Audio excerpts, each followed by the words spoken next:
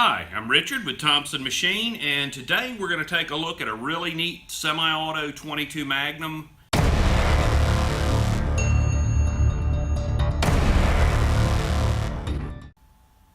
So the reason I've jumped off on this video is Brooks is doing a really good video on point of impact shift with various suppressors, with and without suppressors, and he's using a 22 Magnum Savage and the 512 CZ for that, because it is a suppressor ready semi-auto 22 Magnum. We picked 22 Magnum to do a point of impact shift because it's kind of the perfect storm of moderately high velocity, super crappy 100-year-old bullet design, so it's really heavily affected by any disturbance of the gas around the muzzle of the gun, causing some pretty significant point of impact shifts. So anyway, later in the week, Brooks is going to have a great video on point of impact shift and the way various cans affect that. But today, and the reason for this video is anytime 22 Magnum comes out, I cannot help myself but pull out my 611 Brno 22 Magnum semi-auto. It's not suppressor ready, but I don't care. I really love this gun, and I think if you guys got your hands on one, you would too. So we're going to talk about it a little bit, take a look at it. I don't know a lot about the history of Czech firearms. Only what I read on the internet and the little bit of interaction I've had with CZ USA and Cherries when they were importing these around 2003 or 4. What I do know is that this gun was made in Brno, which I assume that's the correct pronunciation, BRNO, in what was the Czech Republic. I believe the plant that was making these closed somewhere around 2005. Now, I've talked with CZ USA on a couple of occasions, and they state that they have no interconnection with the Brno plant. I believe all their guns are made elsewhere, but I know that CZ USA did at one point import some ZKM Brno marked guns, ZKM 452s. The trainers, and a biathlon gun with like a 26 or 28 inch barrel, which we'll look at those another day. But this gun is a 611A. It was imported by Cherries in North Carolina and sold through Davidson's in 2004. I think it was around $399. I can't remember. It's been a long time ago, but awesome gun. Now, the earlier 611 was targeted for the European market, and there were a few hundred, maybe 1,000 of them imported in the U.S., and they had the Lux stock, which has a more pronounced drop at the rear for use primarily with iron sights, and I actually like the Lux stocks, but this is a 611A, which as far as I know was made specifically for the U.S. market. The 611 has the rear sight base forged as part of the hammer forged barrel. This 611A, it was slipped on and sweated in place after the barrel was forged. The stock say more of an American straight comb stock. But there are some rumors, reports on the internet that the 611As are ammo finicky or not as accurate. If any 22 Magnum I can get my hands on through this gun, and I've never had a minute's problem. But there may be guns out there that do. That I don't know. This is the only 611A I have. Let's take a look at what makes this gun so great. As you can see, the receiver is nicely machined steel. Trigger guard is machined, steel magazine. Just an overall beautiful gun. It has a dovetail, which I'm guessing is about 17 millimeter. It's much larger than the 11 millimeter. Or the 3/8 in use on, or it's not the standard US dovetail. You can see it's substantially wider, about 7/8 of an inch wide, with a cross groove for a cross bolt that interfaces with it in the rear ring. So, rings are quick, relatively quick to attach, a couple of thumb screws. I don't know if these are factory rings. They came with the gun when I got it years ago. With the scope, this gun weighs 6 pounds, 12 ounces unloaded, magazine in it. Without the bear gun with irons and a mag is 5 pounds and 6 ounces. So relatively light trim rifle. last round bolt hold open. Now there is no way to drop the bolt on this gun that I know of until the mag is dropped, but when you pull the mag, the bolt does stay to the rear, so you can insert a freshly loaded mag, pull the bolt to the rear and release, and it's charged and ready to fire. One of the really neat things about this gun, although I don't necessarily utilize the feature, is the fact that it comes down. So it's got a thumb wheel on this side that's grooved for not quite a quarter, but you can get a penny in there, or a dime. A nickel and quarter or too thick. I never tighten it crazy tight, so I'm able to unscrew, retract that without any problem, and then the gun simply drop the bolt, and the gun simply slides apart, making for a relatively compact package. At this point you can see that the ejector is stamped from sheet metal and is actually pinned to what is the feed ramp in the gun. And there's a nice heavy conventional hammer and disconnector set up, and a standard cross bolt safety. Now that screw we pulled out goes through the side of the receiver right here. Actually goes through from the left hand side and engages threads on the right and clamps the whole thing together. When that screw's inserted through the upper receiver, it's actually passing through this large steel block at the rear and sandwiching that thing together. The front, there's a very large hook that protrudes about 1/4 of an inch, and as you can see, there are T-grooves in the upper and lower, so it's fully mated together. It slides in place,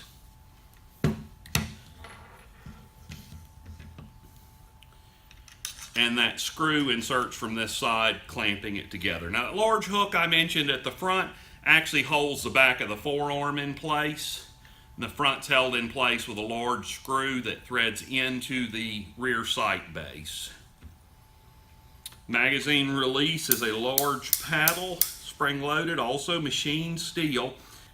I think other than the ejector mechanism and possibly something in the trigger group, there's nothing stamped sheet metal on this gun at all.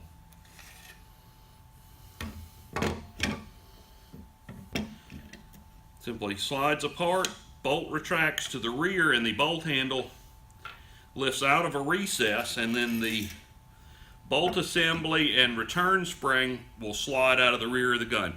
Now you can see, if you look at this bolt, why this thing works so well as a unlocked breech blowback 22 Magnum. There's just a ton of mass here. This bolt is huge. It's got a large claw extractor that's almost 1/4 of an inch wide that engages the rim of the cartridge. A spring-loaded firing pin and captive return spring. So really well made. I understand why they don't make this gun now. I don't think people could stomach a gun that would have to have a retail around $900 in 22 Magnum. I know life's short, and fine all machine blued steel guns with walnut stocks are a passion of mine. So the downside of this gun is that it's not been commercially available for about 2 decades.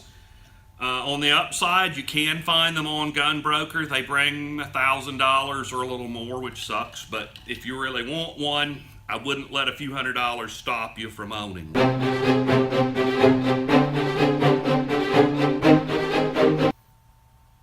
Okay, so back with the 611A, let's just take a little closer look at this gun.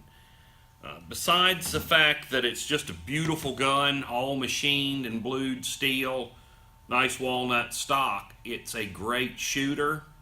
It's very high quality.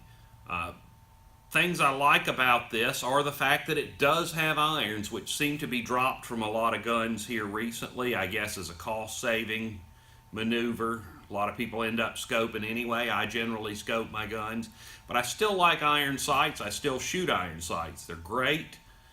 Scopes break. So One of the neat things about this gun is the fact that it is a takedown. It actually breaks apart and its length is nearly cut in half.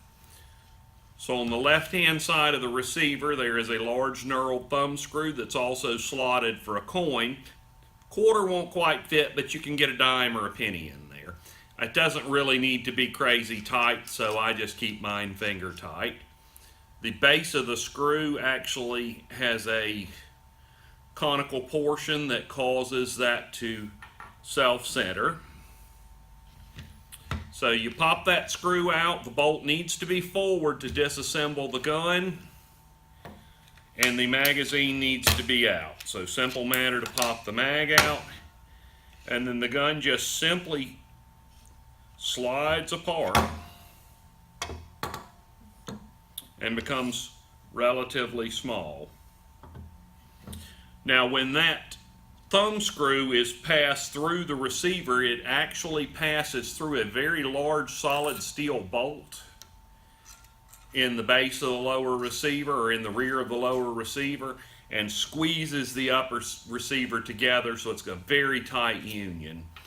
Also, the upper and lower are T-slotted together. There is a full-length male portion here that mates with a female T-slot on both sides of the receiver for a full 4.25 inches, so it makes for a very solid lockup. So to disassemble this gun further for cleaning, and this is as far as I ever go, you slide the bolt to the rear. There is actually a relief cut so you can pull that charging handle out, and then the bolt simply slides out of the rear of the gun, and it's a nice heavy bolt. The return spring is captive in the bolt, as is its guide rod, so you don't have to worry about losing anything. Gun breaks down into just a few pieces. The reason this gun works so well as a blowback unlocked breech gun is the mass of the bolt. Look at this gigantic weight at the front of this bolt. It and its two rails effectively triple the mass of this bolt, giving you quite a heavy bolt assembly to resist opening. So, nice spring-loaded firing pin that the hammer strikes, and an extractor that's 3/16 of an inch wide. It is huge. It grabs a large portion of the case. So very nice pieces there. Let's dig out a coin and pop this forearm off, and I say that because I've actually never had the forearm off this gun, 20 some odd years. I'm guessing it's going to be a little tighter than hand tight, but we'll drag a screwdriver over in a coin. Coin's going to scratch the stock, so we'll just use a standard flathead screwdriver. Let's just see what's under here. It appears this large screw simply screws into the bottom of the front sight base. Oh. All right, whew. Quite a piece. So there's the barrel. It appears it is threaded into the receiver and then double pinned. There's two actual pins that go on either side of the chamber. You can see that large block that makes up the rear sight base and the attachment point for the front of the stock. And you can see the receiver is a nice all machined steel. Oh, that's nice. Okay, I can marvel at that later. So the forearm has a relatively large cutout, as you can see, which allows the large weight on the front of the bolt to actually slide up in the stock.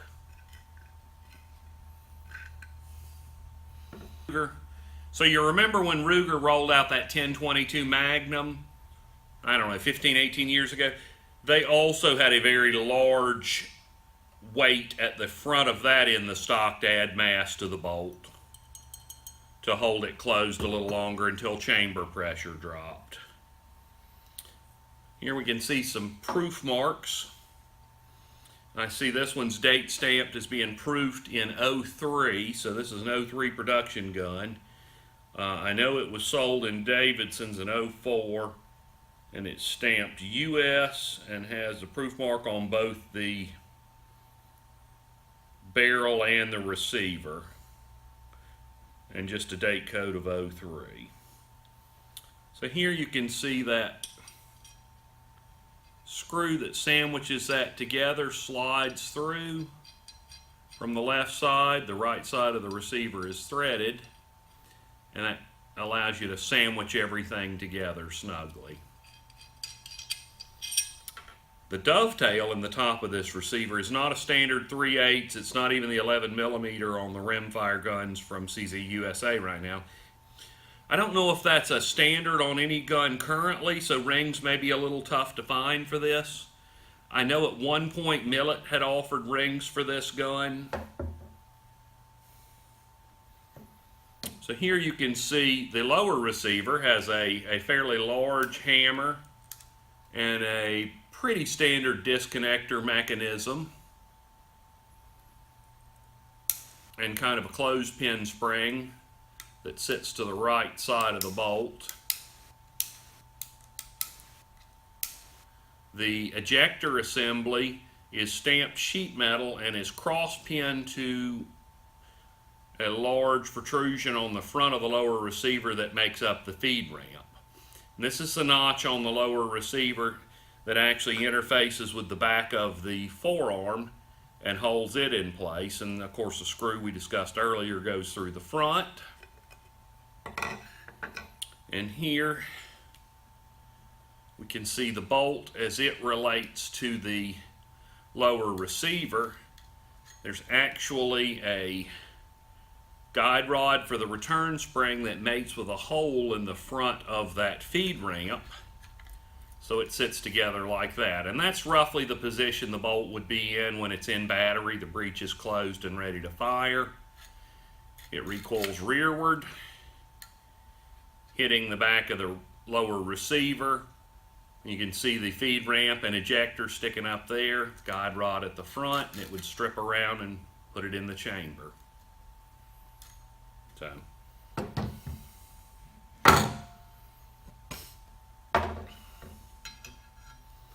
So let's take a look at the bolt in relation to the upper receiver. That would be it in the fully retracted position or the fired position with the breech open, and then it would travel forward, and there it is in the breech closed position. Now that guide rod, the front of it is actually supported by a hole in the front sight base. So it is completely captive.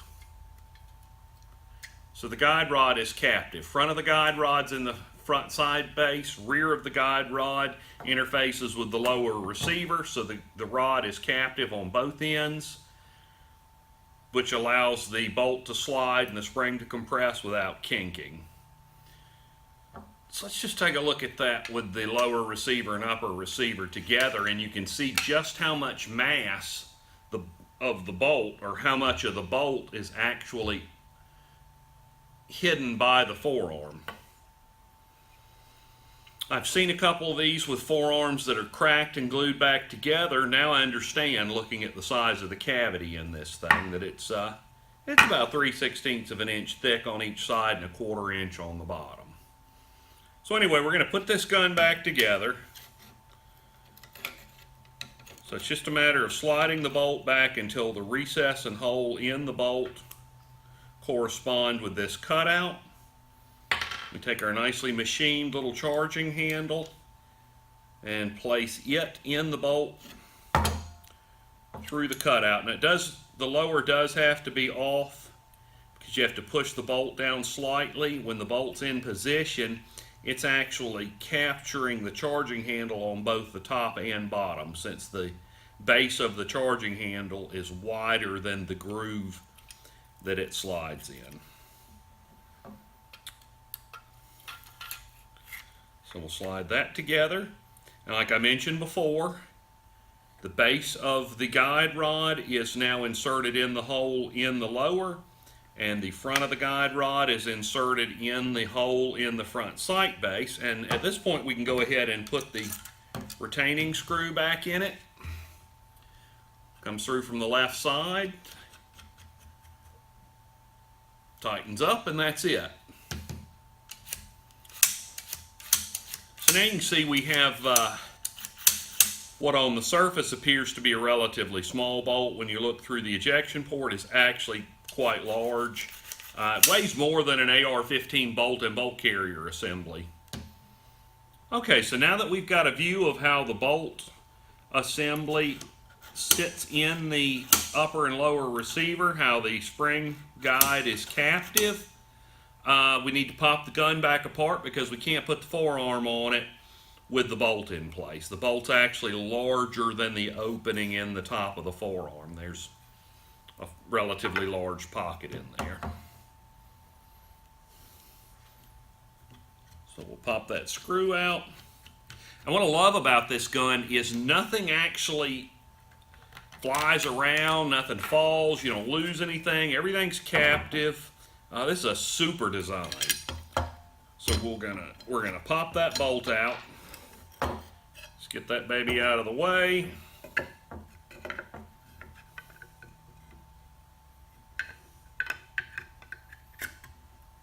Slide that forearm in place. Whee! Slide that forearm in place and we'll put the screw in it. And this doesn't need to be insanely tight. It's just holding a pretty piece of wood on the front of the gun. You can see this is a pretty nice piece of wood, and it actually has a repair that looks like they stuck a piece of sapwood in there, or God, it could even be beech, who knows. It definitely does not match the rest of the wood. So anyway, we've got the forearm on. We're going to drop this bolt in place. We'll flip that over. Align the hole and recess with the cutout in the receiver. Drop that charging handle in and slide it forward out of the way. We will then slide the upper and lower together and feel the springs engaged when there's about a 3/16 inch gap there. I like to just grab it. Run that screw in and we're all back together. So there you go. Beautiful little 611A from Brno in the Czech Republic, or what was the Czech Republic.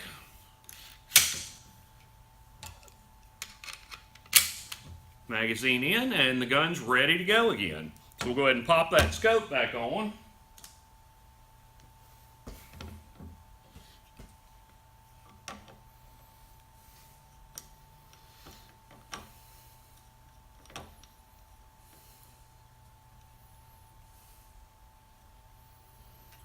And there we go. Great little package, ready to go out and shoot coyotes, squirrels, rabbits, whatever's plaguing us. Oh, and if you haven't already, check that link below and click the subscribe button. We're creating a lot of content now, uploading a lot of good videos, or I think they're good anyway. That's www.thompsonmachine.net. Our YouTube channel is just Panacea Beach Bum, all one word. Just Google Thompson Machine or look up Thompson Machine on YouTube. You'll find our channel. Thanks, guys.